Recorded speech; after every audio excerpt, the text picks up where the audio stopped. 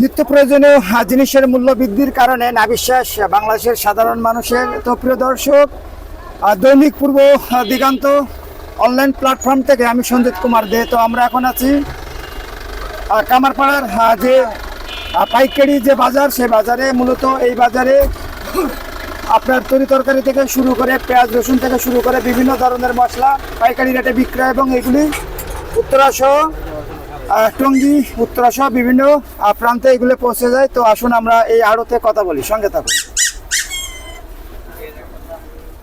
আসসালামু আলাইকুম, ভালো আছেন? ভালো আছেন ভাই? আলহামদুলিল্লাহ। তো ভাই এখন পেঁয়াজ কত করে চলে? পেঁয়াজ আজকে 18 টাকা 20 টাকা। 18 টাকা 20 টাকা কেজি। আর রসুন? রসুন কত করছো?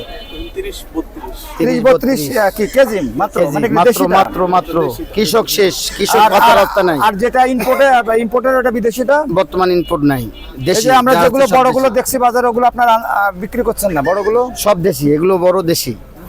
তাহলে এখন এত সস্তা হয়ে গেছে? খালি সস্তা না, তো গাড়ি আমরা এই যে আমরা যে খুচরা বাজারে দেখলাম যে পেঁয়াজ বিক্রি হচ্ছে 60 টাকা করে, না, এটা ভুল রসুনের কথা। দাম আরো বেশি বিক্রি হচ্ছে। এটা ভুল কথা, তাহলে উনি বাটপার, ওনার শাস্তি হওয়া দরকার। আচ্ছা, তো এই যে আপনাদের পেঁয়াজ, এই পেঁয়াজটা কি এই যে বর্তমানে যে নতুন পেঁয়াজ হচ্ছে এটা? নতুন মুড়ি পেঁয়াজ। তাহলে তো এই যে কৃষককে তো এবার খুবই তো লস হয়ে যাওয়ার কথা। 300 কেজি আলু বেচে 1 কেজি গরুর গোস্ত পাবে না কৃষক। গাড়ি ভাড়া তো নাই, আলু আর আসবে না। উত্তরবঙ্গে থাকে গাড়ি বাজারে, গাড়ি ভাড়ার টাকা পাচ্ছে না। তো প্রিয় দর্শক, সেই উত্তরবঙ্গের এরশাদ সাহেবের কথা ছিল যে কৃষক বাঁচলে বাংলাদেশ বাঁচবে। কিন্তু আমরা বর্তমান যে বাজার আজকে দেখছি তাতে কৃষকের বাঁচার কোনো রাস্তা নেই। তবে আসেন আমরা আর একটু কথা বলি।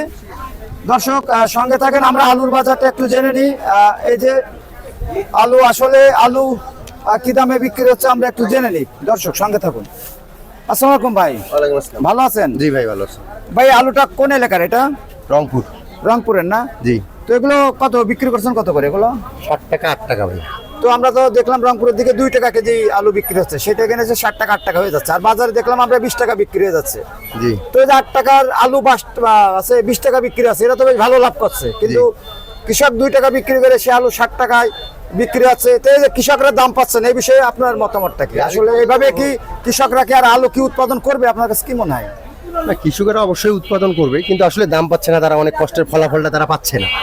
এর আগে তো আমরা যেটা দেখলাম যে আলুতে দাম বাড়লো, কৃষকরা ওই সময়ও দাম পায়নি। তো হ্যাঁ, কিছুদিন আগেও দাম ছিল আলু।